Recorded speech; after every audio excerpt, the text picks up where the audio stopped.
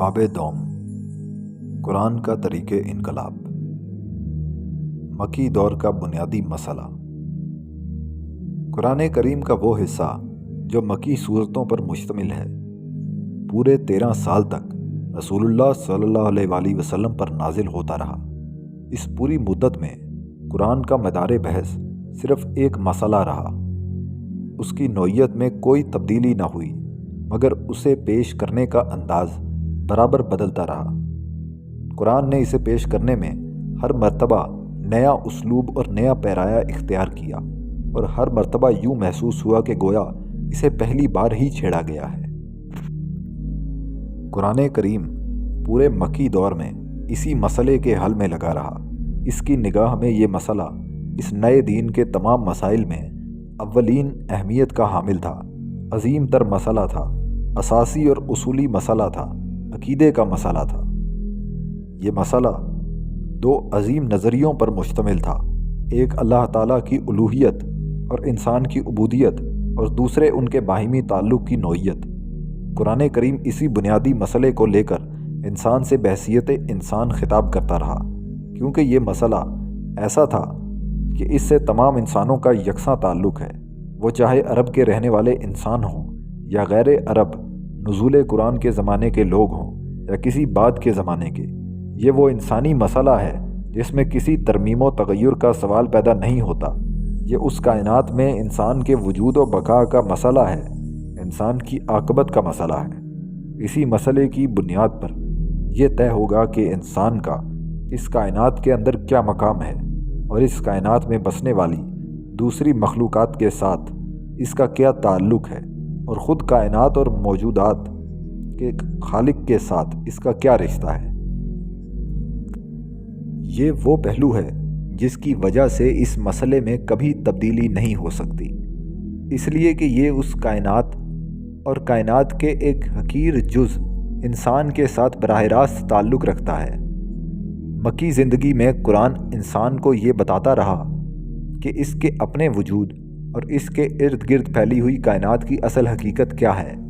وہ انسان کو یہ بتاتا ہے کہ وہ کون ہے، کہاں سے آیا ہے اور کس غرض کے لیے آیا ہے، اور آخر کار وہ کہاں جائے گا۔ وہ معدوم تھا، اسے کس نے خلط وجود بخشا، کون سی ہستی اس کا خاتمہ کرے گی اور خاتمے کے بعد اسے کس انجام سے دوچار ہونا ہوگا۔ وہ انسان کو یہ بھی بتاتا ہے کہ اس وجود کی حقیقت کیا ہے جسے وہ دیکھتا اور محسوس کرتا ہے، اور وہ کون ہستی ہے جسے وہ پردہ غیب میں کار فرما محسوس کرتا ہے لیکن دیکھ نہیں پاتا۔ اس طلسماتی کائنات کو کس نے وجود بخشا اور کون اس کا منتظم و مدبر ہے، کون اسے گردش دے رہا ہے، کون اسے بار بار نیا پیراہن بخشتا ہے، کس کے ہاتھ میں ان تغیرات کا سررشتہ ہے جن کا ہر چشمے بینا مشاہدہ کر رہی ہے۔ وہ اسے یہ بھی سکھاتا ہے کہ خالق کائنات کے ساتھ اس کا رویہ کیسا ہونا چاہیے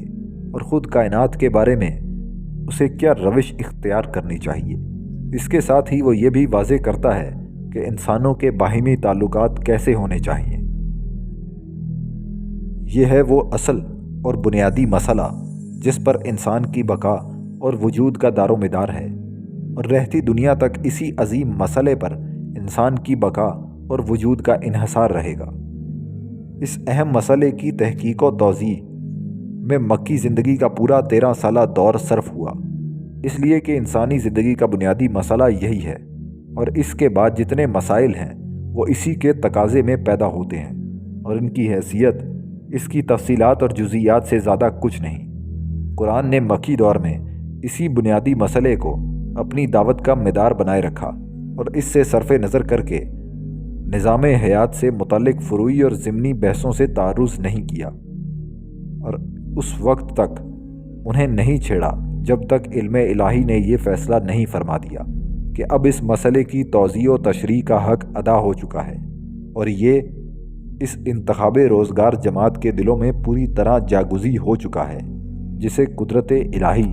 اقامت دین کا ذریعہ بنا کر اس کے ہاتھوں اس دین کو عملی شکل میں برپا کرنے کا فیصلہ کر چکی تھی۔ جو لوگ دین حق کی دعوت لے کر اٹھے ہیں اور وہ دنیا کے اندر ایسا نظام برپا کرنا چاہتے ہیں جو بالفعل اس دین کی نمائندگی کرے، انہیں اس عظیم حقیقت پر پہروں غور کرنا چاہیے۔ یہی وہ حقیقت ہے جسے راسخ کرنے کے لیے قرآن کریم نے مکی زندگی کے پورے 13 سال صرف کیے، اور اس دوران میں کبھی اس سے توجہ ہٹا کر نظام زندگی کی دوسری تفصیلات کو نہیں چھیڑا، نہ ان قوانین و احکام کو بیان کرنے کی حاجت محسوس کی جو آگے چل کر مسلم معاشرے میں نافذ ہونے والے تھے۔ کار رسالت کا آغاز اسی مسئلے سے ہوا۔ یہ عین حکمت خداوندی تھی کہ آغاز رسالت ہی میں اس اہم مسئلے کو جو عقیدہ و ایمان کا مسئلہ ہے، دعوت کا محور و مرکز بنایا جائے، یعنی اللہ کے رسول صلی اللہ علیہ وسلم راہ حق میں پہلا قدم ہی اس دعوت سے اٹھائیں کہ لوگوں گواہی دو کہ اللہ کے سوا کوئی الہ نہیں ہے، اور پھر اسی دعوت پر اپنا تمام وقت صرف کر دیں، انسانوں کو ان کے حقیقی پروردگار سے آگاہ کریں اور انہیں صرف اسی کی بندگی کی راہ پر لگائیں۔ اگر ظاہر بین نگاہ اور محدود انسانی عقل کی روشنی میں دیکھا جائے تو یوں محسوس ہوتا ہے کہ عرب اس طریقے دعوت سے بآسانی رام ہونے والے نہیں تھے۔ عرب اپنی زبان دانی کی بدولت الہ کا مفہوم اور لا الہ الا اللہ کا مدعا خوب سمجھتے تھے۔ انہیں اچھی طرح معلوم تھا کہ الوہیت سے مراد حاکمیت اعلیٰ ہے۔ وہ اس امر میں بھی کما کا آگاہ تھے کہ الوہیت کو صرف اللہ تعالیٰ کے لیے مخصوص گرداننے کے صاف معنی یہ ہیں کہ اقتدار پورے کا پورا کاہنوں، پروہتوں، قبائل کے سرداروں اور امراء و حکام کے ہاتھ سے چھین کر اللہ کی طرف لوٹا دیا جائے۔ ضمیر و قلب پر، مذہبی شعائر و مناسک پر، معاملات زندگی پر، مال و دولت اور عدل و قضا پر، الغرض ارواح و اجسام پر بہما وجوہ اللہ اور صرف اللہ کا اقتدار ہو۔ وہ خوب جانتے تھے کہ لا الہ الا اللہ کا اعلان در حقیقت اس دنیاوی اقتدار کے خلاف ایک چیلنج ہے جس نے الوہیت کی سب سے بڑی خصوصیت حاکمیت کو غصب کر رکھا ہے۔ یہ ان تمام قوانین اور نظاموں کے خلاف اعلان بغاوت ہے جو اس قبضہ غاصبانہ کی بنیاد پر وضع کیے جاتے ہیں، اور تمام ان قوتوں کے خلاف اعلان جنگ ہے جو خانہ ساز شریعتوں کی بدولت دنیا میں کوس لمن الملک بجاتی ہیں۔ عرب اپنی زبان کے نشیب و فراز سے بخوبی آگاہ تھے، اور وہ لا الہ الا اللہ کے حقیقی مفہوم کو پوری طرح سمجھ رہے تھے۔ ان سے یہ امر بھی پوشیدہ نہ تھا کہ ان کے خود ساختہ نظاموں اور ان کی پیشوائی اور قیادت کے ساتھ یہ دعوت کیا سلوک کرنا چاہتی ہے۔ اسی وجہ سے انہوں نے اس دعوت کا، یا باللفاظ دیگر اس پیام انقلاب کا، اس تشدد اور غیظ و غضب کے ساتھ استقبال کیا اور اس کے خلاف وہ معرکہ آرائی کی جس سے ہر خاص و عام واقف ہے۔ سوال یہ پیدا ہوتا ہے کہ اس دعوت کا آغاز اس انداز سے کیوں ہوا، اور حکمت الہی نے کس بنا پر یہ فیصلہ کیا کہ اس دعوت کا افتتاح ہی مصیبتوں اور آزمائشوں سے ہو۔ رسول اللہ صلی اللہ علیہ وسلم نے قومیت کے نعرے سے کیوں نہ کام کا آغاز کیا؟ رسول اللہ صلی اللہ علیہ وسلم جب اللہ تعالیٰ کی طرف سے دین حق کو لے کر مبعوث ہوئے تو اس وقت حالت یہ تھی کہ عربوں کے سب سے زیادہ شاداب و زرخیز اور مالدار علاقے عربوں کے ہاتھ میں نہیں تھے، بلکہ دوسری اقوام ان پر قابض تھیں۔ شمال میں شام کے علاقے رومیوں کے زیر نگیں تھے، جن پر عرب حکام رومیوں کے زیر سایہ حکومت چلا رہے تھے۔ جنوب میں یمن کا پورا علاقہ اہل فارس کے قبضے میں تھا، جنہوں نے اپنے ماتحت عرب شیوخ کو فرائض حکمرانی سونپ رکھے تھے۔ عربوں کے پاس صرف حجاز، تہامہ اور نجد کے علاقے تھے، یا وہ بے آب و گیا صحرا تھے جن میں اکاد کے نخلستان پائے جاتے تھے۔ یہ بات بھی محتاج دلیل نہیں ہے کہ محمد صلی اللہ علیہ وسلم اپنی قوم میں صادق اور امین کی حیثیت سے معروف تھے۔ آغاز رسالت سے 15 سال قبل اشراف قریش حجر اسود کے تنازع میں آپ کو اپنا حکم بنا چکے تھے اور آپ کے فیصلے کو بخوشی مان چکے تھے۔ نسب کے لحاظ سے بھی آپ بنو ہاشم کے چشم و چراغ تھے، جو قریش کا معزز ترین خاندان تھا۔ ان حالات و اسباب کی بنا پر یہ کہا جا سکتا ہے کہ رسول اللہ صلی اللہ علیہ وآلہ وسلم اس بات پر پوری طرح قادر تھے کہ اپنے ہم وطنوں کے اندر عرب قومیت کے جذبے کو بھڑکاتے اور اس طرح ان قبائل عرب کو اپنے گرد جمع کر لیتے جنہیں باہمی جھگڑوں نے پارا پارا کر رکھا تھا، اور کشت و خون اور انتقام در انتقام کی چکی میں بری طرح پسے ہوئے تھے۔ حضور صلی اللہ علیہ وآلہ وسلم اگر چاہتے تو ان سب عربوں کو ایک جھنڈے تلے جمع کر کے انہیں قومیت کا درس دیتے اور شمال کے رومی اور جنوب کے ایرانی استعمار کے تسلط سے عرب سرزمین کو آزاد کرانے کے لیے اٹھ کھڑے ہوتے، عرب قومیت اور عربیت کا پرچم بلند کرتے اور جزیرۃ العرب کے تمام اطراف و اکناف کو ملا کر متحدہ عرب ریاست کی داغ بیل ڈال سکتے تھے۔ یہ حقیقت ہے کہ اگر رسول اللہ صلی اللہ علیہ وآلہ وسلم قوم پرستی کے نعرے کو لے کر اٹھتے تو عرب کا بچہ بچہ اس پر لبیک کہتا ہوا لپکتا، اور آپ کو وہ مصائب و آلام نہ سہنے پڑتے جو آپ صلی اللہ علیہ وآلہ وسلم کو 13 سال تک صرف اس بنا پر سہنے پڑے کہ آپ کی دعوت اور نظریہ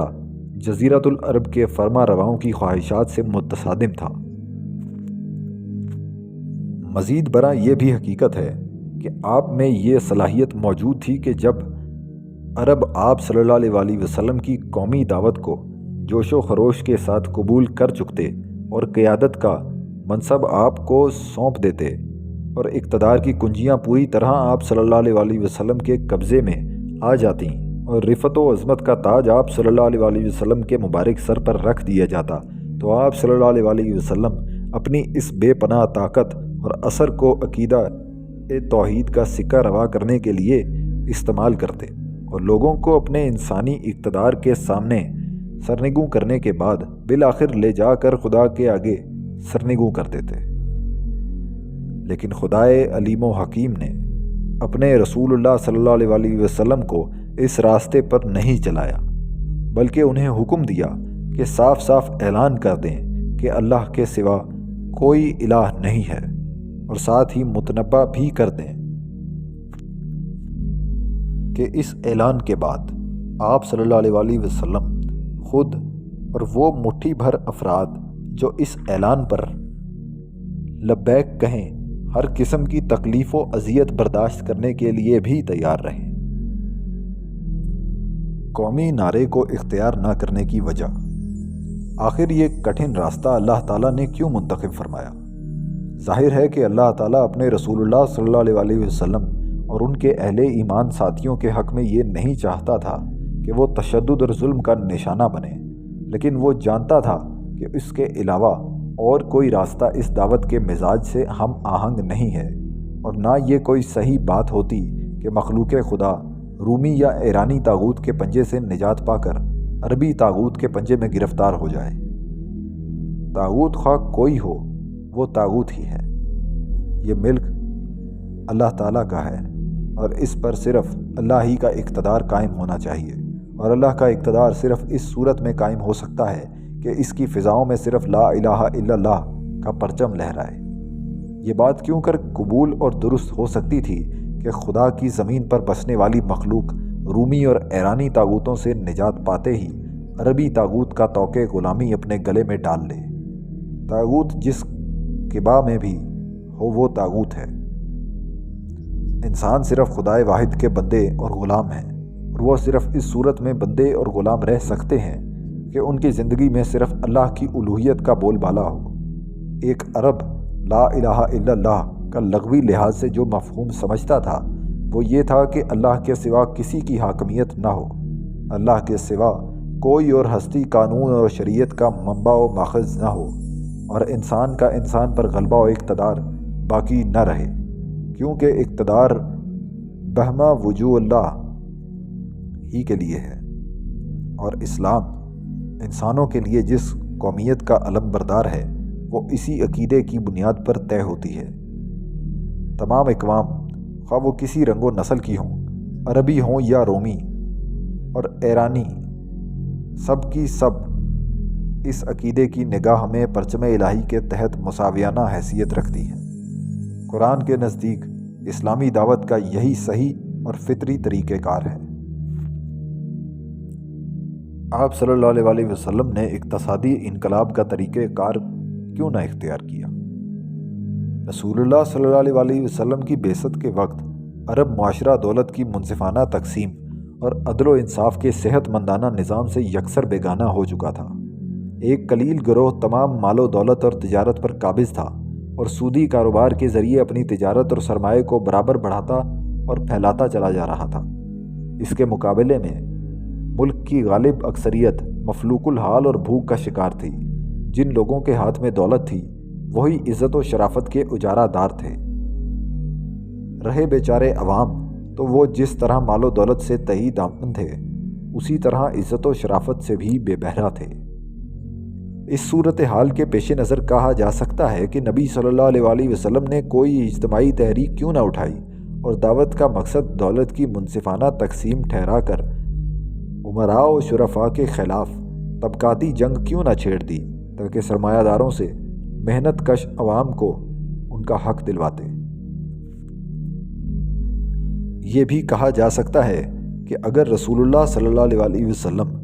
اس دور میں ایسی کوئی اجتماعی تحریک اور دعوت لے کر اٹھتے تو عرب معاشرہ لازماً دو طبقوں میں بٹ جاتا، مگر غالب اکثریت آپ صلی اللہ علیہ وسلم کی تحریک کا ساتھ دیتی اور سرمایہ اور جاہ و شرف کی ستم کشیوں کے سامنے ڈٹ جاتی، اور آپ صلی اللہ علیہ وسلم کے مقابلے میں وہ معمولی سی اقلیت ہی رہ جاتی جو اپنے پشتینی مال و جاہ سے چمٹی رہتی۔ اگر رسول اللہ صلی اللہ علیہ وسلم یہ نہج اختیار فرماتے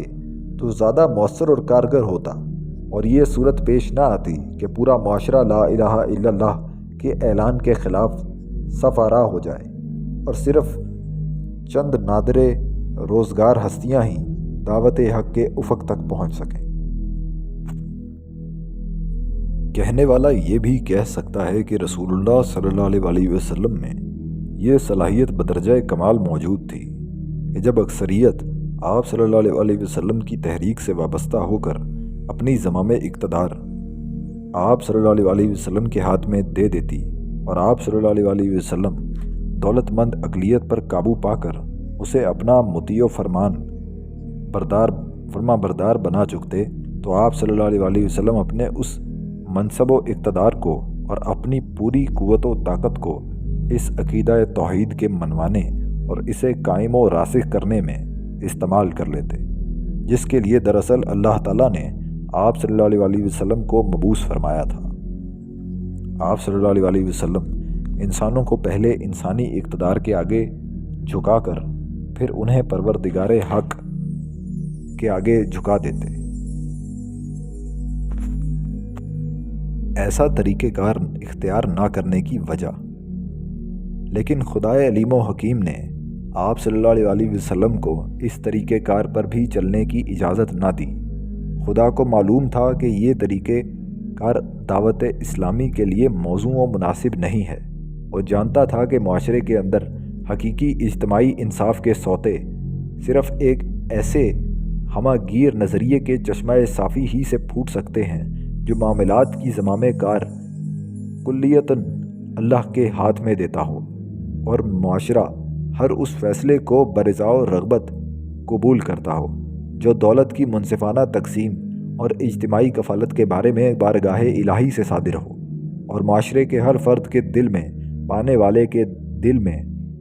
بھی اور دینے والے کے دل میں بھی یہ بات پوری طرح منکش ہو کہ وہ جس نظام کو نافذ کر رہا ہے اس کا شارع اللہ تعالیٰ ہے،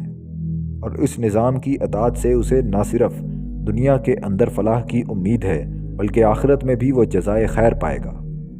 معاشرے کی یہ کیفیت نہ ہو کہ کچھ انسانوں کے دل میں حرص و آز کے جذبات سے امنڈ رہے ہوں اور کچھ دوسرے انسانوں کے دل حسد و کینہ کی آگ میں جل رہے ہوں۔ معاشرے کے تمام معاملات تلوار اور ڈنڈے کے زور پر طے کیے جا رہے ہوں، تخفیف، ڈھونس اور تشدد کے بل پر فیصلے نافذ کیے جا رہے ہوں، انسانوں کے دل ویران اور ان کی روحیں دم توڑ رہی ہوں، جیسا کہ آج ان نظاموں کے تحت ہو رہا ہے جو غیر اللہ کی الوہیت پر قائم ہے۔ آپ صلی اللہ علیہ وسلم نے اصلاح اخلاق کی مہم سے دعوت کا آغاز کیوں نہ کیا؟ رسول اللہ صلی اللہ علیہ وسلم کی تشریف آوری کے وقت جزیرۃ العرب کی اخلاقی سطح ہر پہلو سے انحطاط کے آخری کنارے تک پہنچی ہوئی تھی۔ صرف چند بدویانہ فضائل اخلاق خام حالت میں موجود تھے۔ ظلم اور جارحیت نے معاشرے کو پوری طرح اپنی لپیٹ میں لے رکھا تھا۔ جاہلی دور کا نامور شاعر زہیر ابن ابی سلمہ اسی معاشرتی فساد کی طرف اپنے اس شعر میں حکیمانہ انداز سے اشارہ کرتا ہے۔ جو ہتھیار کی طاقت سے اپنا دفاع نہیں کرے گا تباہ و برباد ہوگا، اور جو خود بڑھ کر لوگوں پر ظلم نہیں کرے گا تو وہ خود بالآخر ظلم کا شکار ہو جائے گا۔ اسی خرابی کی طرف جاہلی دور کا یہ مشہور و معروف مقولہ بھی اشارہ کرتا ہے کہ اپنے بھائی کی مدد کرو، خواہ وہ ظلم کر رہا ہو یا اس پر ظلم ہو رہا ہو۔ شراب خوری اور جوا بازی معاشرتی زندگی کی روایت بن چکے تھے اور ان پر فخر کیا جاتا تھا۔ جاہلی دور کی تمام شاعری خمر اور قمار کے محور پر گھومتی ہے۔ طرفہ ابن العبد کہتا ہے، اگر 3 چیزیں جو ایک نوجوان کی زندگی کا لازمہ ہیں نہ ہوتیں تو مجھے کسی چیز کی پرواہ نہ رہتی، بشرط یہ کہ مجھے تا بسد رمق غذا ملتی رہتی۔ ان میں سے ایک میرا اپنے رقیبوں سے میں نوشی میں سبقت لے جانا ہے، اور میں بھی وہ 2 آتشہ جس میں اگر پانی ملایا جائے تو اس پر کیف آ جائے۔ شراب نوشی، لذت پرستی اور بذل و اسراف پہلے بھی میری گھٹی میں پڑے ہوتے تھے اور آج بھی ہیں۔ آخر وہ دن آ گیا کہ میرا پورا قبیلہ مجھ سے دور ہٹ گیا اور مجھے الگ تھلگ کر دیا گیا، جیسے خارش زدہ اونٹ کو گلے سے الگ کر دیتے ہیں۔ زناکاری مختلف شکلوں میں رائج تھی اور اس جاہلی معاشرے کی قابل فخر روایت بن چکی تھی۔ یہ ایک ایسا حمام ہے جس میں ہر دور کا جاہلی معاشرہ ننگا نظر آتا ہے، خواہ وہ دور قدیم کا جاہلی معاشرہ ہو یا عہد حاضر کا نام نہاد مہذب معاشرہ۔ حضرت عائشہ رضی اللہ تعالیٰ عنہ نے جاہلی معاشرے کی حالت ان الفاظ میں بیان کی ہے۔ جاہلیت میں نکاح کی 4 صورتیں تھیں۔ ایک تو وہ صورت تھی جو آج لوگوں میں جاری ہے، یعنی ایک آدمی دوسرے شخص کو اس کی بیٹی یا اس کی تولیت میں رہنے والی دوشیزہ کے لیے پیغام نکاح دیتا اور اس کا مہر ادا کر کے اس سے نکاح کر لیتا۔ نکاح کی دوسری صورت یہ تھی کہ مرد اپنی بیوی سے جب کہ وہ حیض سے پاک ہو چکی ہوتی کہتا کہ فلاں شخص کو بلا اور اس سے پیٹ رکھوا، چنانچہ وہ خود اس سے الگ رہتا اور اس وقت تک اسے نہ چھوتا جب تک اس آدمی کے حمل کے آثار ظاہر نہ ہو جاتے۔ آثار ظاہر ہو جانے کے بعد خاوند اگر چاہتا تو اس سے ہم بستری کر لیتا۔ وہ یہ طریقہ اس لیے اختیار کرتا تاکہ اسے اچھے نسب کا لڑکا ملے۔ نکاح کی اس شکل کو استبضاء کہا جاتا تھا۔ نکاح کی ایک تیسری صورت بھی تھی۔ مردوں کی ایک ٹولی جو 10 سے کم ہوتی جمع ہو جاتی اور مل کر ایک عورت کے پاس جاتی اور اس سے مقاربت کرتی۔ جب اسے حمل ٹھہر جاتا تو بچے کی ولادت پر چند راتیں گزر جانے کے بعد وہ ان سب کو بلا بھیجتی۔ اس طرح بلاوا ملنے پر کوئی شخص جاننے سے انکار نہ کر سکتا تھا۔ جب وہ اس کے پاس جمع ہو جاتے تو وہ عورت ان سے کہتی، تمہیں اپنی کارروائی کا نتیجہ تو معلوم ہو ہی چکا ہے، میں نے ایک بچہ جنا ہے۔ پھر وہ ان میں سے ایک کی طرف اشارہ کر کے کہتی کہ یہ تیرا بیٹا ہے۔ اس پر بچے کا نام اس شخص کے نام پر رکھ دیا جاتا اور لڑکا اس کی طرف منسوب ہو جاتا، اور وہ اس نسبت سے انکار نہ کر سکتا تھا۔ نکاح کی چوتھی قسم یہ تھی کہ بہت سے لوگ جمع ہو جاتے اور مل کر ایک عورت کے پاس جاتے جس کے پاس جانے میں کسی کو کوئی رکاوٹ نہ ہوتی تھی۔ دراصل یہ پیشہ ور فاحشہ عورتیں ہوتی تھیں اور علامت کے طور پر اپنے دروازوں پر جھنڈے نصب کر لیتیں۔ جو شخص بھی اپنی حاجت پوری کرنا چاہتا ان کے پاس چلا جاتا۔ ایسی عورتوں میں سے اگر کسی کو حمل ٹھہر جاتا تو وضع حمل کے بعد سارے لوگ اس کے پاس اکٹھے ہو جاتے اور ایک قیافہ شناس کو بلا لیتے۔ وہ ان میں سے جس کی طرف اس لڑکے کو منسوب کرتا، وہ لڑکا اس شخص کا قرار پاتا اور وہ اس سے انکار نہ کر سکتا تھا۔ بخاری کتاب النکاح۔ سوال کیا جا سکتا ہے کہ رسول اللہ صلی اللہ علیہ وسلم چاہتے تو ایک اصلاحی تنظیم کے قیام کا اعلان کر کے اس کے ذریعے اصلاح اخلاق، تزکیہ نفوس اور تطہیر معاشرہ کا کام شروع کر دیتے، کیونکہ جس طرح ہر مسئلہ اخلاق کو اپنے ماحول کے اندر چند پاکیزہ اور سلیم الفطرت نفوس ملتے رہے ہیں، اسی طرح آپ کو بھی ایک ایسا پاک سرشست گروہ بالیقین دستیاب ہو جاتا جو اپنے ہم جنسوں کے اخلاقی انحطاط اور زوال پر دلی دکھ محسوس کرتا۔ یہ گروہ اپنی سلامتی فطرت اور نفاست طبع کے پیش نظر آپ صلی اللہ علیہ وسلم کی دعوت تطہیر و اصلاح پر لازماً لبیک کہتا۔ یہ بھی کہا جا سکتا ہے کہ اگر رسول اللہ صلی اللہ علیہ وسلم اس کام کا بیڑا اٹھاتے تو بڑی آسانی سے اچھے انسانوں کی ایک جماعت کی تنظیم میں کامیاب ہو جاتے۔ یہ جماعت اپنی اخلاقی طہارت اور روحانی پاکیزگی کی وجہ سے دوسرے انسانوں سے بڑھ کر عقیدہ توحید کو قبول کرنے اور اس کی گراں بار ذمہ داریوں کو برداشت کرنے کے لیے تیار ہوتی، اور اس حکیمانہ آغاز سے آپ صلی اللہ علیہ وسلم کی یہ دعوت کہ الوہیت صرف خدا کے لیے مخصوص ہے پہلے ہی مرحلے میں تند و تیز مخالفت سے دوچار نہ ہوتی۔ اس طریقے میں کیا کمزوری تھی؟ لیکن اللہ تعالیٰ جانتا تھا کہ یہ راستہ بھی منزل مقصود کو نہیں جاتا۔ اسے معلوم تھا کہ اخلاق کی تعمیر صرف عقیدے کی بنیاد پر ہی ہو سکتی ہے، ایک ایسا عقیدہ جو ایک طرف اخلاقی اقدار اور معیار رد و قبول فراہم کرے اور دوسری طرف اس طاقت انرجی کا تعین بھی کرے جس سے یہ اقدار و معیار ماخوذ ہوں اور انہیں سند کا درجہ حاصل ہو، اور اس جزا و سزا کی نشاندہی بھی کرے جو ان اقدار و معیارات کی پابندی یا ان کی خلاف ورزی کرنے والوں کو اس طاقت کی طرف سے دی جائے گی۔ دلوں پر اس نوعیت کے عقیدے کی ترسیم اور بالاتر قوت کے تصور کے بغیر اقدار و معیارات خواہ کتنے ہی بلند پایا ہوں مسلسل تغیر کا نشانہ بنے رہیں گے، اور ان کی بنیاد پر جو بھی اخلاقی نظام قائم ہوگا وہ ڈاواں ڈول رہے گا۔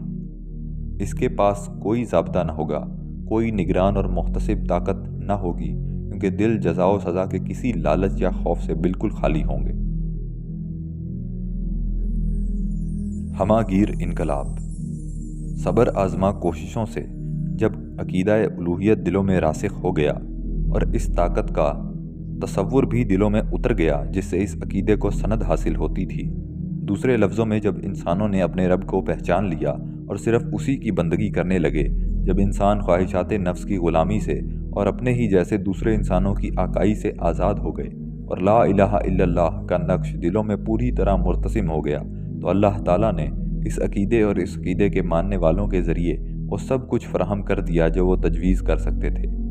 خدا کی زمین رومی اور ایرانی سامراج سے پاک ہو گئی، لیکن اس تطہیر کا مدعا یہ نہیں تھا کہ اب زمین پر عربوں کا سکہ رواں ہو، بلکہ اس لیے کہ اللہ کا بول بالا ہو۔ چنانچہ زمین خدا کے سب باغیوں سے، خواہ وہ رومی تھے یا ایرانی اور عربی، پاک کر دی گئی۔ نیا اسلامی معاشرہ اجتماعی ظلم اور لوٹ کھسوٹ سے بالکل پاک تھا۔ یہ اسلامی نظام تھا اور اس میں عدل الہی پوری طرح جلوہ گر تھا۔ یہاں صرف میزان الہی میں ہر خوب و زشت اور صحیح و غلط کو تولا جاتا تھا۔ اس عدل اجتماعی کی بنیاد توحید تھی اور اس کا اصطلاحی نام اسلام تھا۔ اس کے ساتھ کسی اور نام یا اصطلاح کا اضافہ کبھی گوارا نہیں کیا گیا۔ اس پر صرف یہ عبارت کنندہ تھی، لا الہ الا اللہ۔ سروری زیبا فقط اس ذات بے ہمتا کو ہے۔ نفوس اور اخلاق میں نکھار آ گیا، قلوب و ارواح کا تزکیہ ہو گیا، اور یہ اصلاح اس انداز سے ہوئی کہ چند مستثنی مثالوں کو چھوڑ کر ان حدود و تعزیرات کے استعمال کی نوبت ہی نہ آئی جنہیں اللہ تعالیٰ نے قائم فرمایا تھا۔ اس لیے کہ اب ضمیروں کے اندر پولیس کی چوکیاں قائم ہو گئیں، اب خدا کی خوشنودی کی طلب، اجر کی خواہش، خدا کے غضب اور عذاب کا خوف محتسب کا فرض انجام دے رہا تھا۔ الغرض انسانی نظام، انسانی اخلاق اور انسانی زندگی کمال کی اس بلندی تک پہنچ گئی جس تک نہ پہلے پہنچی تھی اور نہ صدر اول کے بعد آج تک پہنچ سکی ہے۔ یہ انقلاب عظیم کیسے برپا ہوا؟ یہ انقلاب عظیم اور کمال انسانیت صرف اس بنا پر حاصل ہوا کہ جن لوگوں نے دین حق کو ایک ریاست، ایک نظام اور جامع قانون و شریعت کی شکل میں قائم کیا تھا، وہ خود پہلے اسے اپنے قلب و ضمیر اور اپنی زندگی میں قائم کر چکے تھے، اسے عقیدہ و فکر کے طور پر تسلیم کر چکے تھے، اپنے اخلاق کو اس سے آراستہ و پیراستہ کر چکے تھے،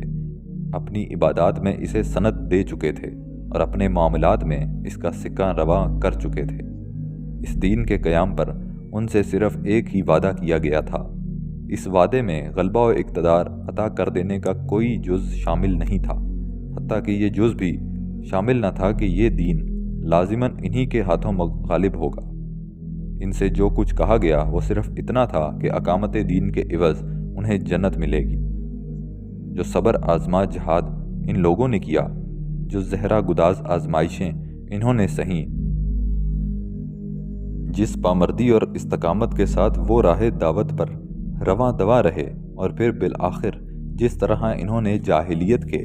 مقابلے میں اس حقیقت کبریٰ کا ساتھ دیا جو لا الہ الا اللہ کے اندر پنہاں ہے اور جو ہر زمان و مکان کے فرما رواؤں کے لیے ناگوار رہی ہے۔ ان سب خدمات کے عوض ان سے صرف ایک وعدہ کیا گیا جس کا اوپر ذکر کیا جا چکا ہے، یعنی فقط وعدہ فردہ۔ جب اللہ تعالیٰ نے انہیں آزمائش کی بھٹی میں ڈالا اور وہ ثابت قدم رہے اور ہر نفسانی خواہش اور حرص سے دستبردار ہو گئے، اور جب اللہ تعالیٰ نے جان لیا کہ وہ اس دنیا کے اندر اب کسی طور جزا اور صلے کے منتظر نہیں ہیں، نہ انہیں اس کا انتظار ہے کہ یہ دعوت لازماً انہی کے ہاتھوں غلبہ حاصل کرے اور یہ دین انہی کی قربانیوں اور کوششوں سے بالا و برتر ہو، ان کے دلوں میں نہ آباء و اجداد کا تفاخر باقی رہا، نہ قومی گھمنڈ کے جراثیم، نہ وطن و ملک کی بڑائی کا جذبہ رہا، اور نہ قبائلی اور نسبی عصبیتوں کی خوشبو رہی۔ پس جب اللہ تعالیٰ نے انہیں ان نسبی عصبیتوں کی بو رہی پس جب اللہ تعالیٰ نے انہیں ان خوبیوں سے آراستہ دیکھا، تب جا کر ان کے حق میں یہ فیصلہ دیا کہ یہ لوگ اب امانت عظمیٰ یعنی خلافت ارضی کے بار کو اٹھا سکتے ہیں۔ یہ اس عقیدے میں کھڑے ہیں جس کا تقاضا ہے کہ ہر طرح کی حاکمیت صرف خدائے واحد کے لیے مخصوص ہو، دل و ضمیر پر، اخلاق و عبادات پر، جان و مال پر اور حالات و ظروف پر صرف اسی کی حاکمیت ہو۔ خدا کو معلوم تھا کہ یہ اس سیاسی اقتدار کے سچے محافظ ثابت ہوں گے جو ان کے ہاتھوں میں اس غرض کے لیے دیا جائے گا کہ تاکہ شریعت الہی کو نافذ کریں اور عدل الہی کو قائم کریں۔ مگر اس اقتدار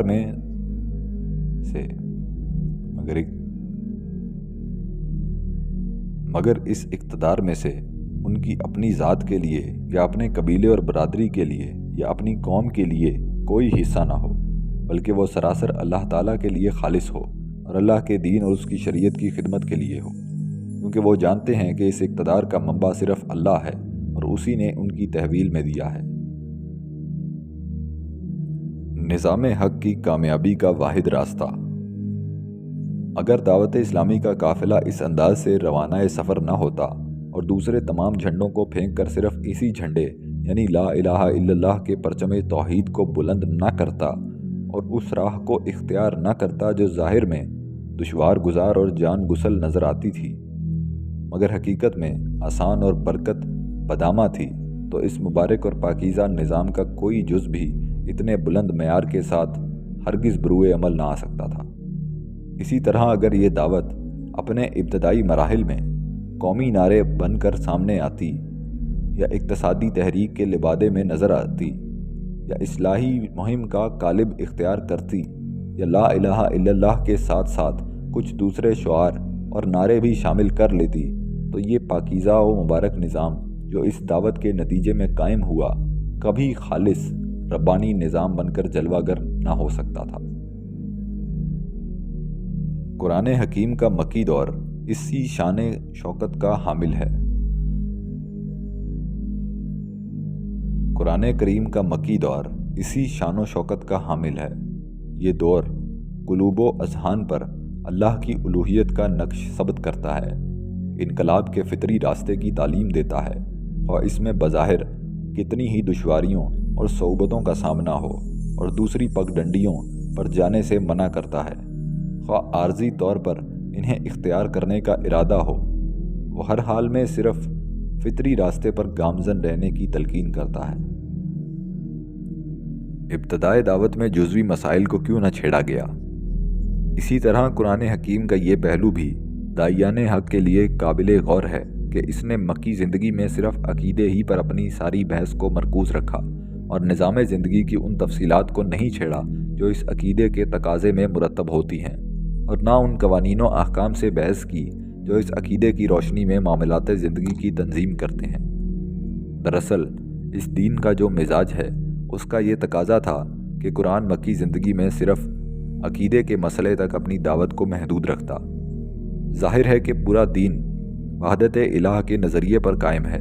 اس کا پورا نظام قانون اور نظام معاشرت اسی بنیادی نظریے سے ماخوذ ہے۔ اس دین کی مثال اس بلند و بالا اور تناور درخت کی سی ہے جس کا سایہ گھنا اور دور دور تک پھیلا ہوا ہے، جس کی شاخیں باہم دیگر پیوست اور آسمان سے باتیں کرتی ہوں۔ ایسا درخت قدرتی طور پر اپنی ضخامت اور پھیلاؤ کے مطابق اپنی جڑیں زمین کی گہرائیوں میں اتارتا ہے اور انہیں دور دور حصوں تک پھیلاتا ہے۔ بائینہ یہی اس دین کا حال ہے۔ اس کا نظام زندگی کے ہر گوشے پر حاوی ہے، انسانیت کے ہر چھوٹے اور بڑے معاملے سے بحث کرتا ہے۔ انسانی زندگی کی تنظیم صرف دنیا کے اندر ہی نہیں بلکہ آخرت میں بھی کرتا ہے۔ عالم شہود ہی کے نہیں، عالم غیب کے مسائل بھی حل کرتا ہے، اور صرف ظاہری اور مادی معاملات ہی میں دخل نہیں دیتا بلکہ ضمیر کی بے پایہ گہرائیوں اور دلوں کے مخفی ارادوں اور نیتوں کے غیر مرئی تموج سے بھی تعرض کرتا ہے اور انہیں درست کرتا ہے۔ یہ دین ایک قوی ہیکل، وسیع الاطراف اور فلک پیما عمارت ہے۔ ظاہر ہے کہ اس کی بنیادوں کا پھیلاؤ اور گہرائی بھی اسی وسعت اور ضخامت کے مطابق ہونی چاہیے۔ دین کی حقیقت اور اس کے مزاج کا یہی پہلو خود دین کی تعمیر و توسیع کے بارے میں اس کے مخصوص طریقہ کار کی نشاندہی کرتا ہے۔ یہیں سے معلوم ہوتا ہے کہ دلوں کے اندر پہلے عقیدے کی داغ بیل ڈالنا اور پھر اسے اچھی طرح مستحکم اور راسخ کرنا، یہاں تک کہ یہ عقیدہ روح انسان کے کونے کونے میں سرایت کر جائے اور اسے پوری طرح اپنے احاطے میں لے لے، صحیح نشونما کے لیے ناگزیر ضرورت ہے۔ اسی طریقے سے دین کے تراور درخت کے اس حصے کے درمیان جو فضاؤں میں موجود ہے اور اس حصے کے درمیان جو جڑوں کی شکل و صورت میں زمین کی گہرائیوں میں پوشیدہ ہے، ناگزیر ہم آہنگی پیدا کرتا ہے، بلکہ ان جڑوں کو وہ قوت بھی بخشتا ہے جو ظاہری حصے کا بوجھ برداشت کرنے کے لیے ضروری ہے۔ جب لا الہ الا اللہ کا عقیدہ دل کی گہرائیوں میں گھر کر لیتا ہے تو اس کے ساتھ ہی وہ پورا نظام زندگی بھی سرایت کرتا جاتا ہے جو اس عقیدے کی عملی تفسیر ہے، جس سے یہ بات خود بخود متعین ہو جاتی ہے کہ یہی وہ واحد نظام ہے جس پر اس عقیدے کے حامل نفوس راضی ہو سکتے ہیں، اور پیشتر اس کے کہ اس نظام کی تفصیلات ان کے سامنے پیش کی جائیں اور اس کے قوانین و احکام سے انہیں آگاہ کیا جائے، وہ پہلے ہی اصولی طور پر اس نظام کے آگے سرافگاندہ ہو چکے ہوتے ہیں۔ ایمان کا تقاضا بھی یہی ہے کہ پہلا قدم ہی بے چون و چرا اطاعت اور غیر مشروط تسلیم کے جذبے سے اٹھے۔ چنانچہ مکی دور کے بعد جب مدینہ کا دور آیا تو ان نفوس قدسیہ نے ایسے ہی جذبہ تسلیم اور شوق سرفگندگی کے ساتھ ان تمام قوانین اور اصلاحات کا استقبال کیا جو قرآن نے وقتاً فوقتاً ان کے سامنے پیش کی۔ جو ہی کوئی حکم جاری ہوا سر جھک گئے اور کسی زبان پر کوئی کلمہ اعتراض نہ آیا۔ ادھر فرمان کانوں میں پڑا اور ادھر اسے عمل کا جامہ پہنا دیا گیا۔ کہیں لیت و لال کو راہ نہ ملی، شراب حرام قرار دی گئی، سود کی حرمت نازل ہوئی، جوئے بازی ممنوع قرار پائی، الغرض جاہلی دور کے تمام رسوم و رواج پامال ہو گئے، مگر کس طرح؟ صرف قرآن کی چند آیات کے ذریعے یا رسول اللہ صلی اللہ علیہ وآلہ وسلم کی زبان مبارک سے مجرد چند کلمات کے صدور سے۔ اس کے مقابلے میں دنیاوی حکومتوں کو دیکھیے، وہ ان میں سے ہر چیز کو ختم کرنے کے لیے قانون کا سہارا لیتی ہیں، قانون سازی کرتی ہیں اور انتظامی ادارے حرکت میں آتے ہیں۔ فوج اور پولیس کو استعمال کیا جاتا ہے، اختیارات کے ترکش خالی کیے جاتے ہیں، پروپیگنڈا اور پریس کی خدمات حاصل کی جاتی ہیں، مگر اس سب کچھ کے باوجود وہ اعلانیہ خلاف ورزیوں پر گرفت سے زیادہ کچھ نہیں کر پاتی اور معاشرہ منکرات اور محرمات سے جوں کا توں لبریز رہتا ہے۔ عملی اور حقیقت پسند دین کے مزاج کا ایک اور پہلو بھی جس کی جھلک اس کے پاکیزہ نظام میں ملتی ہے قابل غور ہے، اور وہ یہ ہے کہ یہ دین ایک ٹھوس اور عملی تحریک کا لایہ عمل ہے، انسانی زندگی پر عملاً حکمرانی کرنے کے لیے آیا ہے۔ چنانچہ وہ عملی حالات کا سامنا کرتا ہے تاکہ ان کے بارے میں اپنا رویہ متعین کرے، انہیں برقرار رکھے یا ان میں ترمیم کرے یا انہیں کلیتاً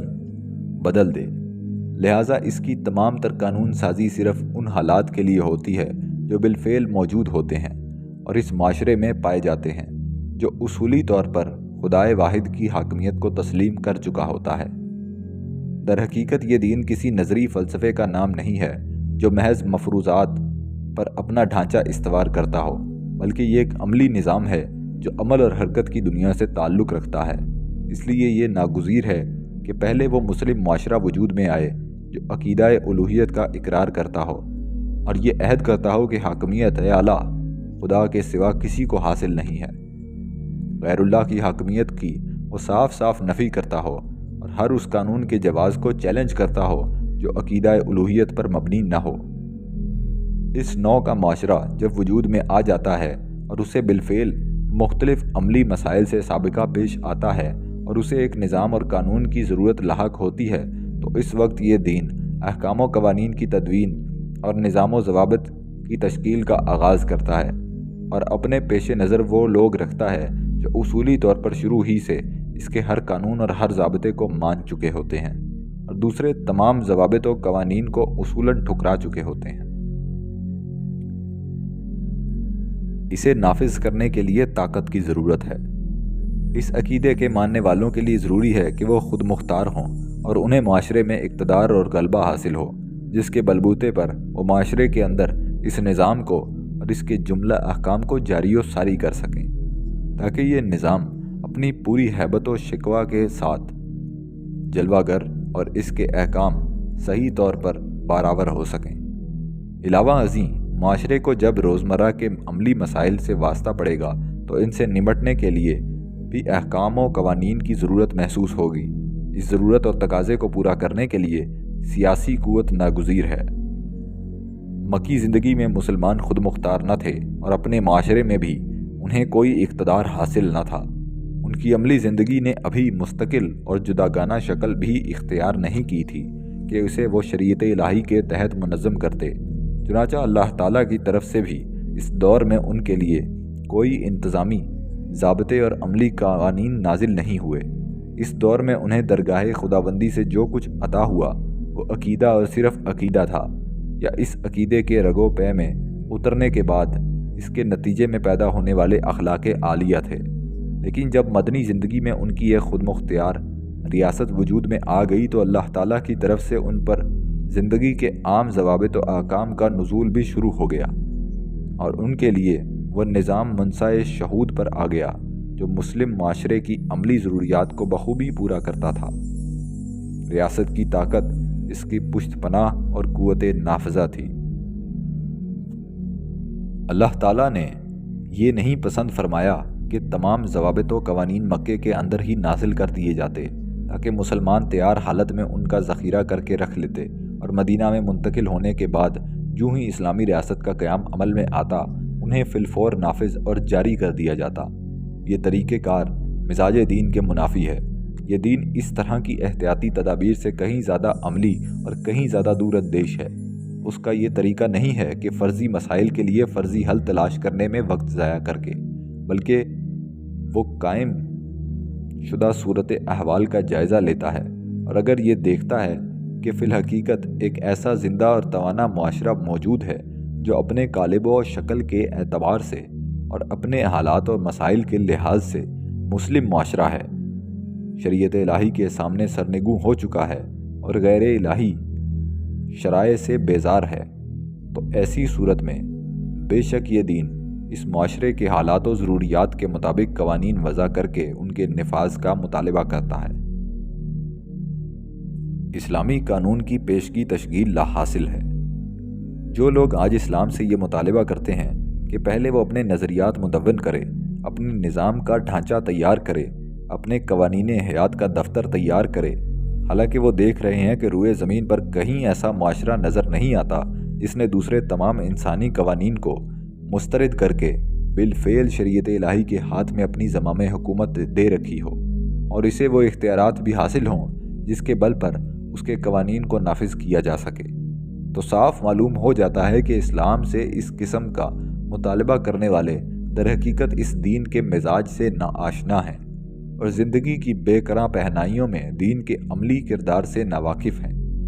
انہیں اس بات کا بھی علم نہیں ہے کہ دین کی عملی تنفیذ سے اللہ تعالیٰ کی منشا کیا ہے۔ در حقیقت ایسا مطالبہ کرنے والے حضرات کی اصل خواہش یہ ہے کہ یہ دین اپنی فطرت سے منحرف ہو جائے، اپنی اصل طریقہ کار تج دے، اپنی تاریخ بدل ڈالے اور عام انسانی نظریات اور انسانی شریعتوں کی سطح پر اتر آئے۔ ان کی کوشش یہ ہے کہ یہ اپنی فطری شاہراہ اور فطری مراحل کو نظر انداز کر کے کوئی مختصر راستہ اختیار کر لے تاکہ ان کی فوری اور عارضی خواہشات کی تسکین ہو سکے، اور خواہشات بھی وہ جن کی پیدائش کا سبب وہ نفسیاتی شکست ہے جو گھٹیا اور بے بضاعت انسانی قوانین کے مقابلے میں ان پر طاری ہو چکی ہے۔ بائیں ہمہ وہ یہ چاہتے ہیں کہ یہ دین بھی مجرد نظریات اور مفروضات کا مجموعہ بن کر رہ جائے جن کا موضوع بحث ایسے حالات و وقائع ہوں جن کا عملی وجود ان کا ہو، مگر اللہ تعالیٰ کا منشا یہ ہے کہ یہ دین اسی طرح نافذ ہو جس طرح پہلے نافذ ہوا تھا۔ پہلے اسے بطور عقیدہ تسلیم کیا جائے جو دل و دماغ کی گہرائیوں میں اتر ہے اور قلب و ضمیر پر اپنی سلطنت قائم کرے، پھر اس عقیدے کے تقاضے پورے کیے جائیں۔ اس کا اولین تقاضا یہ ہے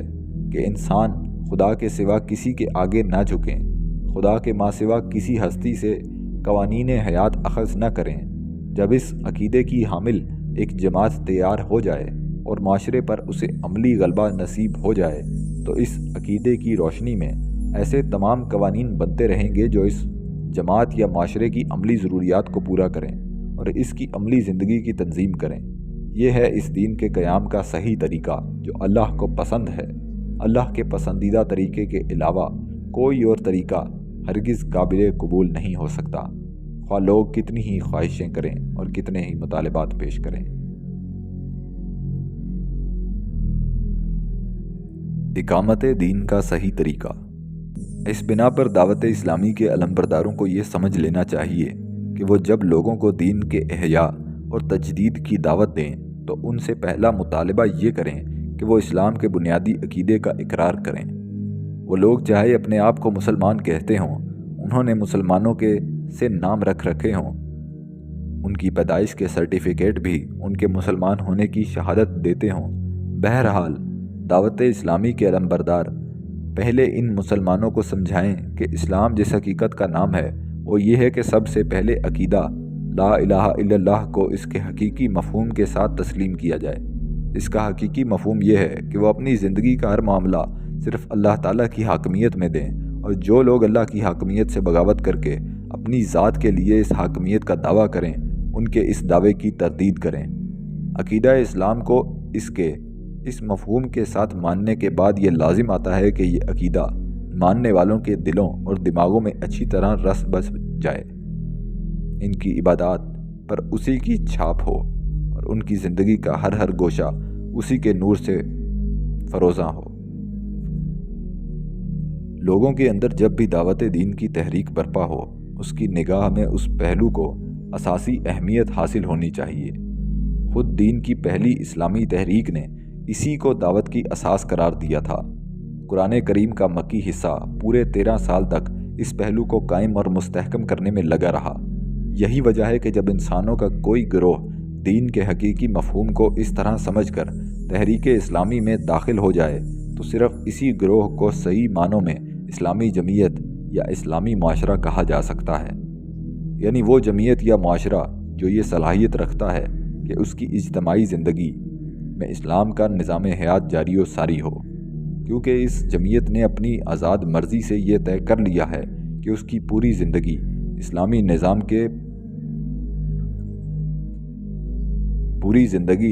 نظام پر استوار ہو، اور وہ کسی معاملے میں بھی خداوند عالم کی حاکمیت کے سوا کسی اور کی حاکمیت کو قبول نہیں کرے گا۔ یوں جب ایک معاشرہ بالفعل وجود میں آ جائے گا تو نظام اسلامی کی اساسی تعلیمات اس کے سامنے رکھ دی جائیں گی، اور معاشرہ خود ہی نظام اسلامی کے عمومی ضوابط کے دائرے کے اندر رہتے ہوئے ایسے تمام قوانین اور احکام وضع کرتا رہے گا جن کا عملی ضروریات تقاضا کریں گی۔ ہمارے نزدیک ایک عملی حقیقت پسندانہ اور حکیمانہ اسلامی نظام حیات کو قائم کرنے کے لیے مختلف مراحل کی یہی صحیح اور برابر ترتیب ہے۔ بعض اجلس پسند مخلصین جنہیں دین کی اصل حقیقت اور مزاج کا ادراک حاصل نہیں، اور نہ انہوں نے دین کے اس سیدھے اور راست ربانی طریقہ کار ہی پر غور کیا ہے جو خدائے علیم و حکیم کی بے پایاں حکمت پر مبنی ہے، اور انسانی طبائع اور زندگی کی ضروریات کے بارے میں اس کے علم محیط کا کرشمہ ہے۔ وہ بسا اوقات یہ سمجھ بیٹھے ہیں کہ لوگوں کو اسلامی نظام کی بنیادوں بلکہ محض اسلامی قوانین و احکام سے آگاہ کرنے کے ہی سے دعوت اسلامی کی راہ آسان ہو جائے گی، اور لوگوں کے دلوں میں اسلام کے لیے خود بخود ہمدردی کے جذبات پیدا ہو جائیں گے۔ ان حضرات کا یہ نظریہ محض ایک خام خیالی ہے جو ان کے عجلت پسند ذہنوں کی پیداوار ہے۔ یہ اسی قبیل کا ایک تخیل ہے جس کی مثالیں ہم پچھلے صفحات میں بیان کر چکے ہیں کہ کس طرح خود رسول اللہ صلی اللہ علیہ وسلم کے سامنے بھی ایسے کئی ایک تجاویز پیش کی جا سکتی تھیں، اور کہا جا سکتا تھا کہ جناب صلی اللہ علیہ وسلم اگر اپنی دعوت کا آغاز قوم پرستی کے کسی نعرے، معاشی انقلاب کے کسی دعوے یا اخلاقی اصلاح کی کسی تحریک سے کرتے تو آپ کی راہ ہموار اور آسان ہو جاتی، اور انہیں مشکلات کی وادی پرخار میں آبلہ پائی نہ کرنا پڑتی۔ اصولی طور پر سب سے پہلے ضروری ہے کہ دل خدائے واحد کے لیے یکسو ہونے چاہیے، اسی کی عبودیت کا اعلان کریں، اسی کی شریعت کو تسلیم کریں اور دوسری ہر شریعت کو ٹھکرا دیں، قبل اس کے کہ شریعت کی تفصیلات بتا کر ان کے اندر اس کے لیے مزید رغبت اور کشش پیدا کی جائے۔ شریعت کے ساتھ یہ رغبت تو دراصل اللہ کی خالص بندگی کے چشمے ہی سے ابلنی چاہیے، اس کا ماخذ دلوں میں غیر اللہ کی غلامی سے نجات پانے کا شوق فروزاں ہو۔ یہ کوئی صحیح صورتحال نہیں ہوگی کہ دلوں میں قانون الہی کے ساتھ رغبت اور دلچسپی کی بنیاد یہ امر ہو کہ تقابلی مطالعے کے بعد بعض لوگوں نے اسے بعض پہلوؤں سے ان انسانی قوانین سے زیادہ مفید اور بہتر پایا ہے جو ان کے گرد و پیش کی دنیا میں عملاً جاری و ساری ہیں۔ بلا شبہ نظام خداوندی سراسر سرچشمہ خیر و سعادت ہے، اس کے باعث خیر اور موجب سعادت ہونے کے لیے صرف یہی دلیل کافی ہے کہ اسے اللہ تعالیٰ نے تجویز فرمایا۔ غلاموں کی شریعت کسی حال میں بھی اللہ کی شریعت سے لگا نہیں کھا سکتی، مگر ہمارے کہنے کا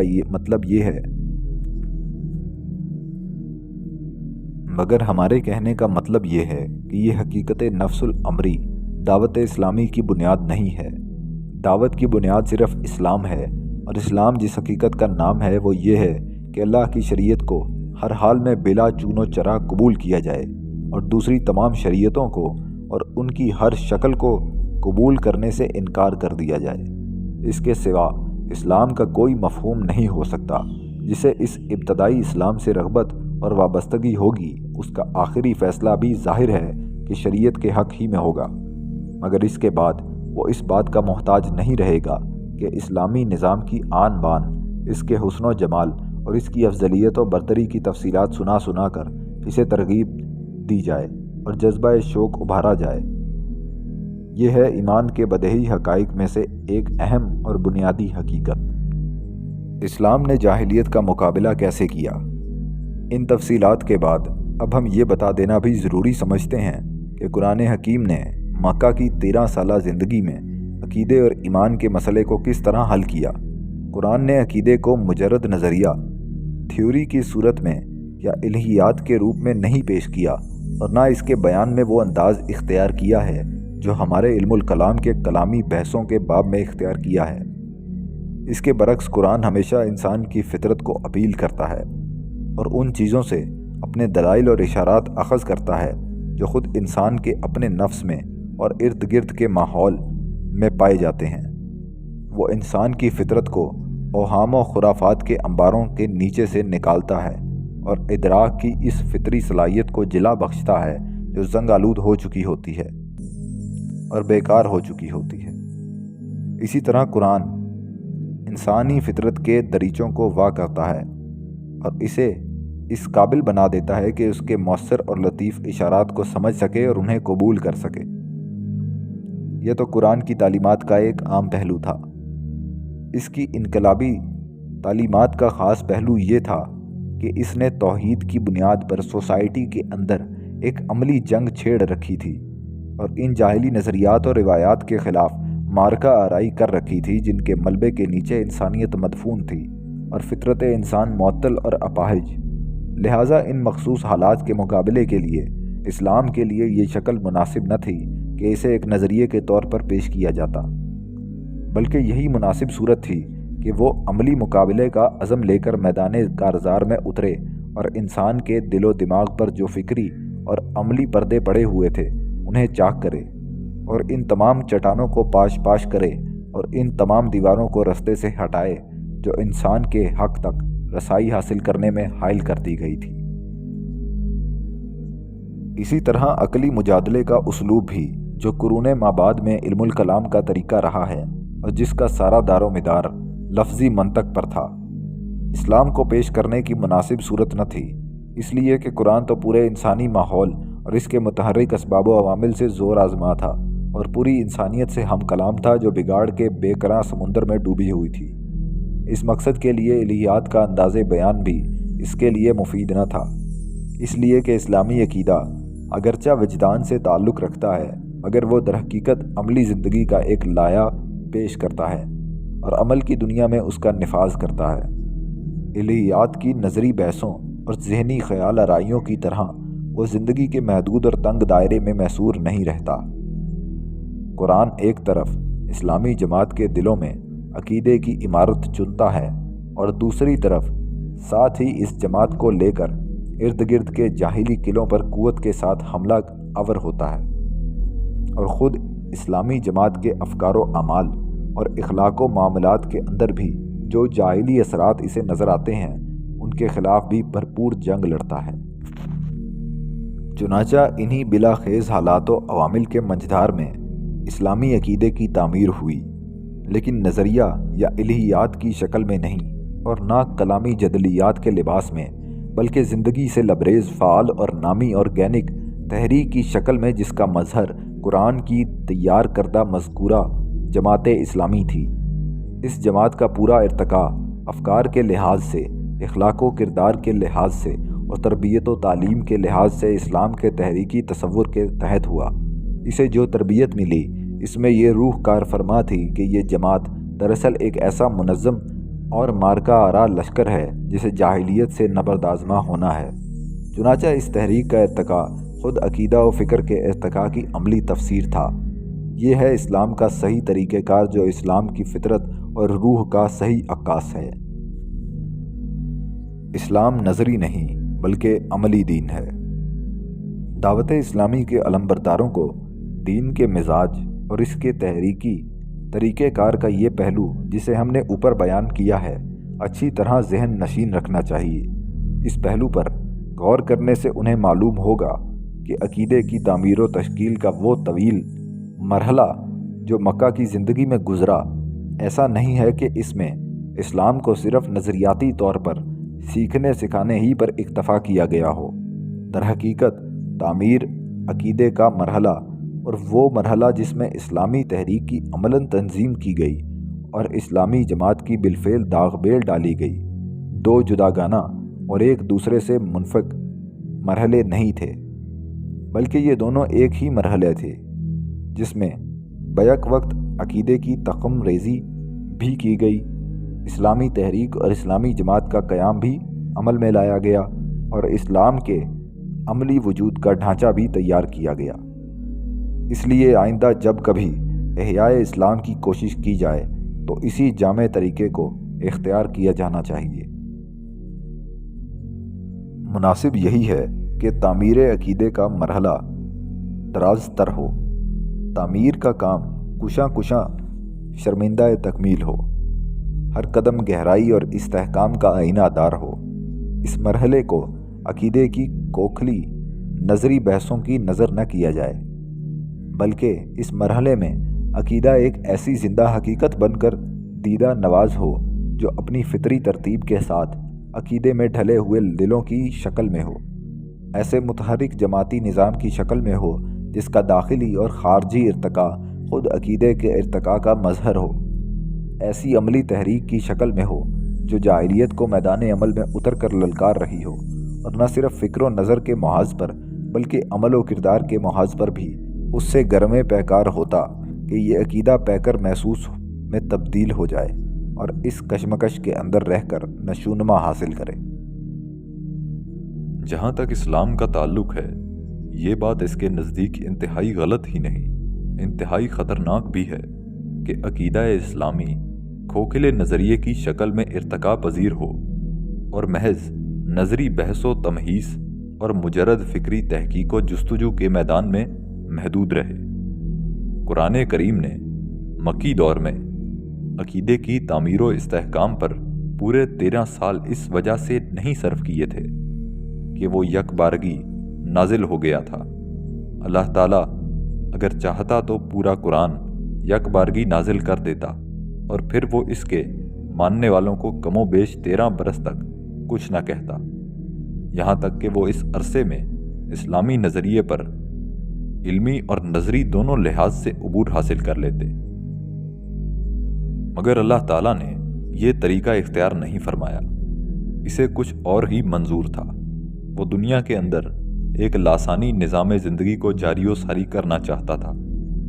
وہ ایک ہی وقت میں عقیدے کی تعمیر، اس کی علم بردار تحریک کی تاسیس اور اس کے نمائندہ معاشرے کی تنظیم بروئے کار لانا چاہتا تھا۔ وہ چاہتا تھا کہ عقیدہ کی قوت سے تحریک اور جماعت برپا ہو اور تحریک اور جماعت کے سیل رواں سے عقیدہ فروغ پذیر ہو۔ وہ چاہتا تھا کہ عقیدہ جماعت کی متحرک اور عملی زندگی سے عبارت ہو اور جماعت کی حرکت و گرمی عقیدے کی آئینہ داری کرے۔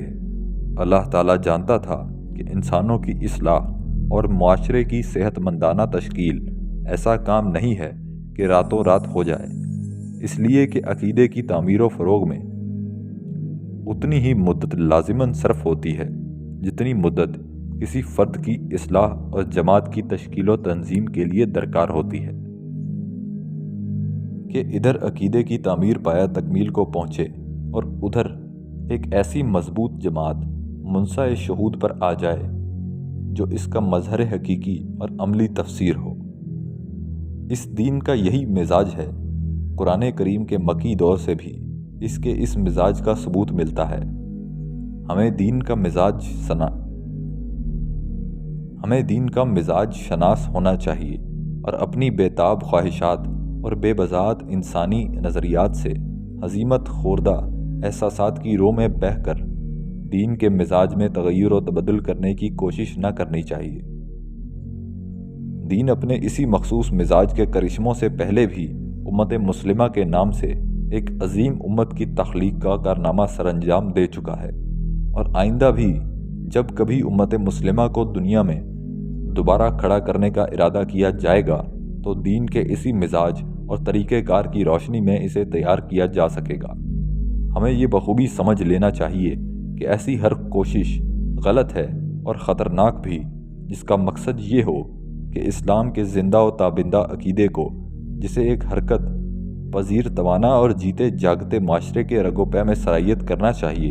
اور ایک منظم تحریک کے قالب میں جلوہ ریز ہونا چاہیے، اسے اپنے اس فطری عمل سے محروم کر کے مجرد نظریاتی درس و تدریس اور علمی بحث و مطالعے کی آماج گاہ بنا دیا جائے، تاکہ ہم بے بذات اور ہیچ و ناکارہ انسانی نظریات کے مقابلے میں اسلامی نظریے کی طاقت اور برتری ثابت کر سکیں۔ اسلامی عقیدے کا تقاضا تو یہ ہے کہ چلتے پھرتے انسان کا اس مظہر و نمونہ ہوں۔ اسلامی عقیدے کا تقاضا تو یہ ہے کہ چلتے پھرتے انسان اس کا مظہر و نمونہ ہوں، وہ ایک ٹھوس انسانی تنظیم اور فعال تحریک کا لائحہ عمل ہو، اور ایک ایسی تحریک کا روپ دھار لے جو ارد گرد کی جاہلیت سے بھی دست و گریباں ہو، اور اپنے نام لیواؤں کے اندر بھی جاہلیت کے باقی ماندہ اثرات سے برسر پیکار ہو۔ اس لیے کہ اس عقیدے کو حرز جاں بنانے سے پہلے وہ بھی تو اسی جاہلیت کا ایک جز تھے، اور بچے کچے جاہلی اثرات کا ان میں پایا جانا عین ممکن ہے۔ اسلامی عقیدہ اپنی اس ماہیت کے لحاظ سے قلوب و اذہان کا اس قدر وسیع و عریض رقبہ گھیر لیتا ہے، جو اس رقبے سے کہیں زیادہ وسیع و طویل ہوتا ہے، جو نظریاتی بحثوں کے دائرے میں آتا ہے، لیکن وہ صرف قلوب و اذہان کو اپنی جولان گاہ بنانے ہی پر اکتفا نہیں کرتا، بلکہ اعمال و کردار کی لامحدود پہنائیوں پر بھی چھا جاتا ہے۔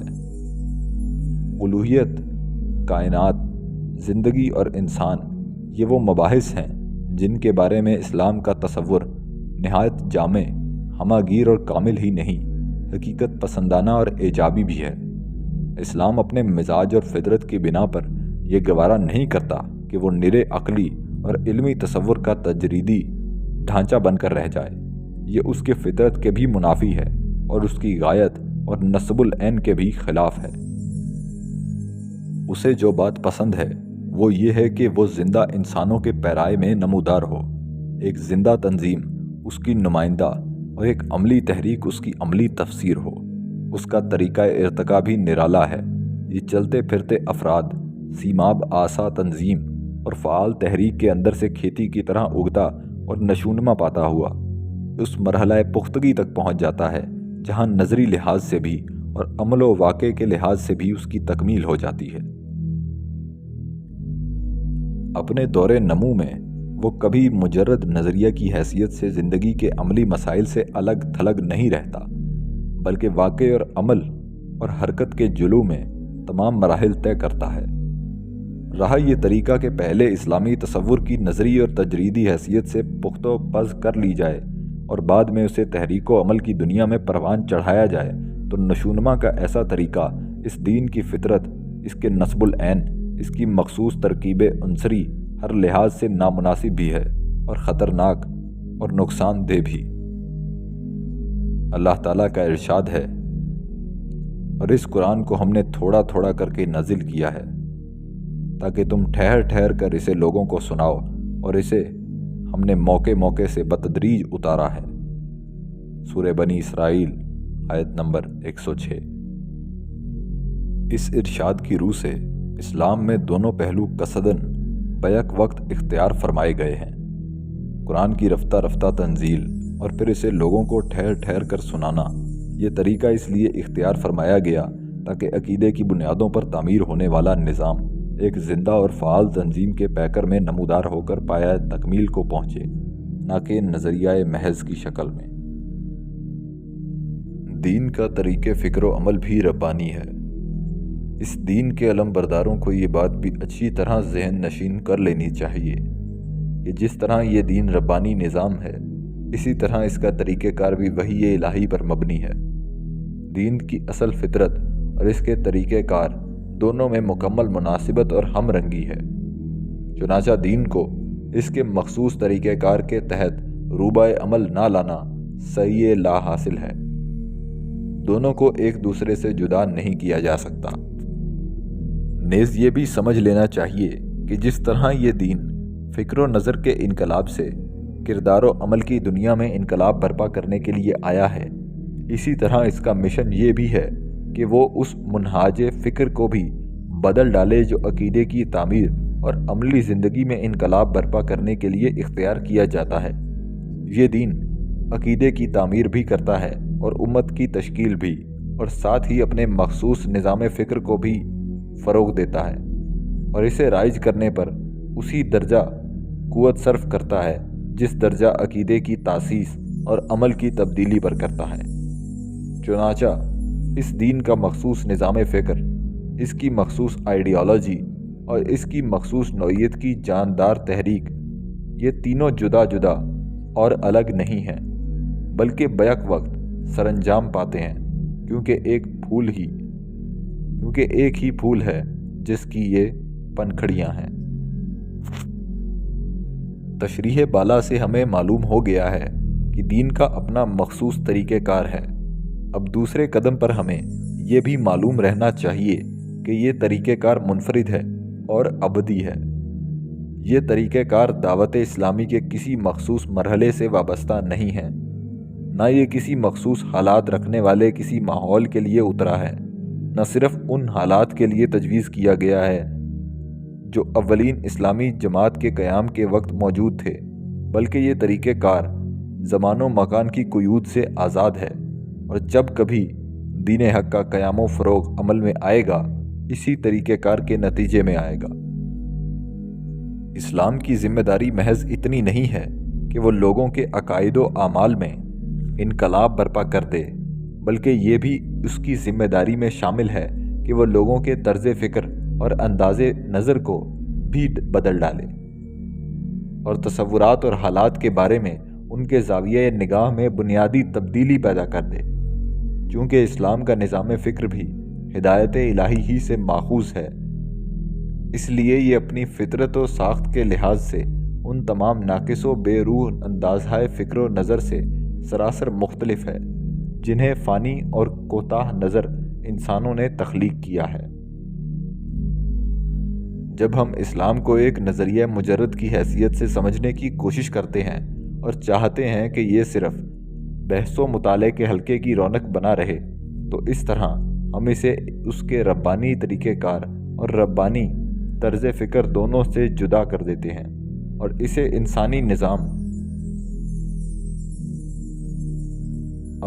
انسانی نظام فکر کا تابع بنا دیتے ہیں۔ گویا اللہ تعالیٰ کا تجویز کردہ طریقہ فکر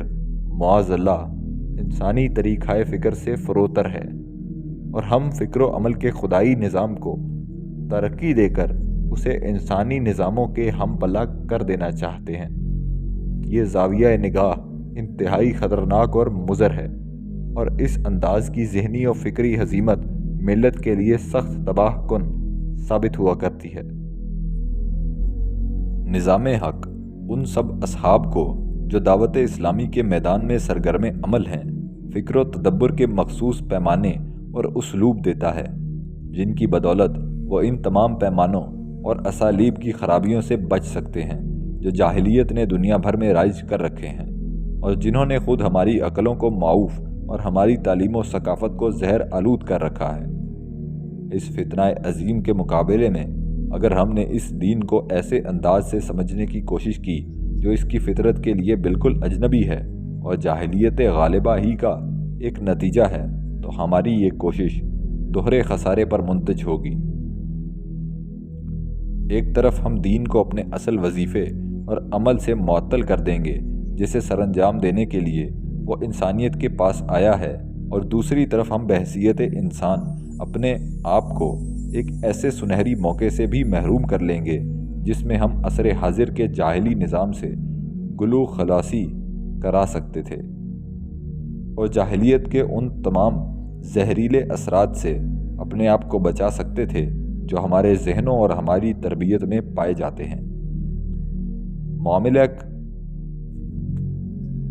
معاملے کا یہ پہلو بھی انتہائی خطرناک اور سنگین ہے، اور اس انداز کا خسارہ بھی انتہائی تباہ کن ثابت ہوگا۔ اسلامی انقلاب برپا کرنے کے لیے خود نظام فکر اور لائحہ عمل کی جو اہمیت و ضرورت ہے، وہ اس اہمیت و ضرورت سے کسی پہلو کم نہیں ہے جو اسلام کے عقیدے اور نظام حیات کو حاصل ہے، کیونکہ یہ تمام پہلو ایک دوسرے سے منفک اور جدا جدا نہیں ہیں۔ ہمیں یہ خیال خواہ کتنا ہی اچھا اور خوش نما معلوم ہو، اور ہم اسلام کے عقیدے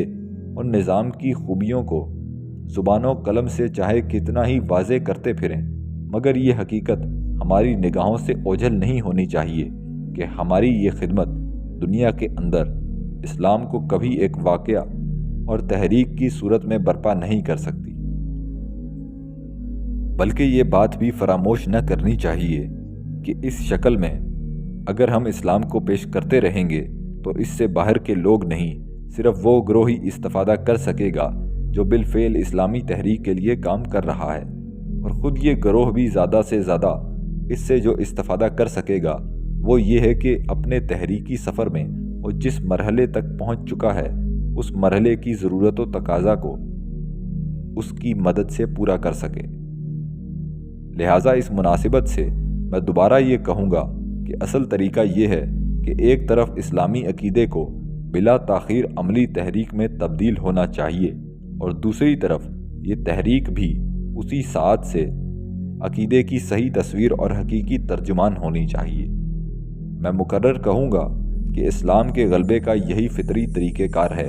اور یہ طریقہ کار نہ صرف خوب تر اور سیدھا اور صاف ہے بلکہ نہایت مؤثر دل نشین بھی ہے، اور ان تمام طریقہ کار کا نسبت فطرت انسان سے زیادہ قریب ہے، جو پہلے نظریات و افکار کی تراش خراش کر کے انہیں مجرد علمی بحثوں کے انداز میں لوگوں کے سامنے پیش کرتے ہیں، حالانکہ وہ مرحلہ کہ انسان ان نظریات کے بل پر کوئی عملی تحریک اٹھائیں یا خود ان نظریات کا چلتا پھرتا نمونہ بنے اور ان کی رہنمائی میں منزل بمنزل کوئی پیش قدمی کریں، ابھی بہت دور ہوتا ہے، نہ کبھی اس کے ان لوگوں کو پیش آنے کا امکان ہی کہیں موجود ہوتا ہے۔ اسلامی نظام کے نفاذ سے پہلے اسلامی قانون کا مطالبہ درست نہیں۔ یہ نقطۂ نگاہ اگر بذات خود اسلام کے نظریے و عقیدے کے بارے میں درست ہے تو اسے اسلامی نظام کی بنیادوں اور اس کی قانونی تفصیلات کے بارے میں قدرتی طور پر بدرجۂ اولیٰ صحیح ہونا چاہیے۔ یہ جاہلیت جو آج ہمارے گرد و پیش میں بری طرح چھائی ہوئی ہے، جہاں یہ دعوت اسلامی کے بعض مخلص خادموں کے اعصاب پر اس قدر بارے گراں بن رہی ہے کہ وہ بے صبر ہو کر اسلامی نظام کے تمام مراحل کو بعجلت عبور کر جانا چاہتے ہیں، وہاں وہ انہیں ایک اور نازک سوال سے بھی دوچار کر رہی ہے۔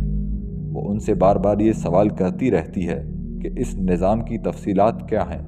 جس کے تم دائی ہو، اسے نافذ کرنے کی خاطر تم نے اس پر کتنی ریسرچ کر رکھی ہے، کتنے مقالے اور مضامین تیار کر رکھے ہیں، اور فقہ کو کس حد تک جدید اصولوں پر مرتب کر رکھا ہے۔ گویا آج لوگوں کے پاس شریعت اسلامی کو جاری و ساری کرنے کے لیے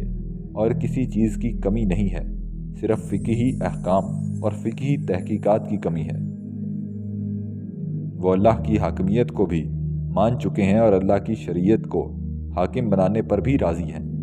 بس ایک ہی کسر رہ گئی ہے، اور وہ یہ ہے کہ مجتہدین کی طرف سے ابھی تک انہیں جدید طرز پر مدون کی ہوئی فقہ سپلائی نہیں کی گئی۔ در حقیقت یہ اسلام پر ایک نہایت رقیق طنز ہے، اور اس پر ہر اس شخص کو آتش پا ہو جانا چاہیے جس کے دل میں دین کا ذرہ بھر بھی احترام اور غیرت موجود ہے۔ جاہلیت کے ہتھ کنڈوں سے متنبہ رہنا چاہیے۔ جاہلیت اس طرح کی چھیڑ خانیوں اور اشغالہ بازیوں سے صرف یہ چاہتی ہے کہ کسی نہ کسی طرح اسے شریعت الہی کو رد کر دینے کا بہانہ مل جائے، اور وہ انسان پر انسان کی آکائی کے نظام کو قائم و دائم رکھ سکے۔ اس کی یہ بھی خواہش ہے کہ اسلام کے نام لیواؤں کو اقامت دین کے اس طریقہ کار سے پھیر دے جو اللہ تعالیٰ نے تجویز فرمایا ہے، انہیں اس اصول پر قائم نہ رہنے دے کہ فکر و عقیدہ کی تعمیر تحریک کی شکل میں ہو۔ وہ طریقہ دعوت کا وہ مزاج ہی مسخ کر دینا چاہتی ہے جس کی روح سے اسلامی نظریے کی تکمیل تحریک کی طوفان خیزیوں کے منجدھار میں ہوتی ہے۔ نظام اسلامی کے خد و خال عملی کاوشوں کے ذریعے اجاگر ہوتے ہیں، اور قانون سازی اسلامی زندگی کے عملی مسائل اور حقیقی مشکلات کو سامنے رکھ کر کی جاتی ہے، لیکن داعیان حق کو جاہلیت کی اس فسوکاری پر دھیان نہ دینا چاہیے، بلکہ انہیں جرأت کے ساتھ ہر ایسے طریقہ کار کو ٹھکرا دینا چاہیے جو ان کی تحریک اور ان کے دین پر جاہلیت کی طرف سے ٹھونسا جا رہا ہو۔ داعیان حق کو موم کی ناک نہ بننا چاہیے کہ مخالف دین عنصر انہیں جس طرح چاہے توڑتا موڑتا رہے۔ ان کا فرض ہے کہ وہ جاہلیت کی تمام چال بازیوں کا بھانڈا پھوڑیں اور ان کا اچھی طرح کلا کما کریں، خاص کر اس مسخرے پن کی پوری قوت سے تردید کریں جو فقہ اسلام کی تجدید کے پردے میں ایک ایسے معاشرے کے ساتھ روا رکھا جا رہا ہے جو نہ قانون خداوندی کی برتری کو تسلیم کرتا ہے اور نہ غیر الہی قوانین سے اظہار بیزاری کرتا ہے۔ اس طرح کی باتیں در حقیقت سنجیدہ، ٹھوس اور مثمر کام سے غافل کرنے کے لیے کی جاتی ہیں، اور اس لیے کی جاتی ہیں کہ اسلام کے چاہنے والے محض ہوا میں تخم ریزی کر کے اپنا وقت ضائع کرتے رہیں۔ چنانچہ ان کا فرض ہے کہ وہ اس طرح کے ناپاک ہتھ کنڈوں کا پردہ چاک کریں اور انہیں کامیاب نہ ہونے دیں۔ اس دین نے تحریک کا جو طریقہ کار پیش کیا ہے اسی کے مطابق ہی اقامت دین کی جدوجہد کرنی چاہیے۔ اس طریقہ کار کے اندر دین کی طاقت کا راز مضمر ہے اور یہی ان کی اپنی طاقت و شوکت کا منبع بھی ہے۔ اسلام اور احیاء اسلام کا طریقہ کار دونوں مساوی اہمیت کے حامل ہیں، دونوں میں دوئی نہیں ہے۔ کوئی اور طریقہ کار خواہ وہ کیسا ہی جاذب نظر ہو اسلامی نظام کو کبھی غالب نہیں کر سکتا۔ انسانوں کے وضع کردہ نظام تو باہر سے درآمد کردہ طریقہ کار سے قائم و برپا ہو کر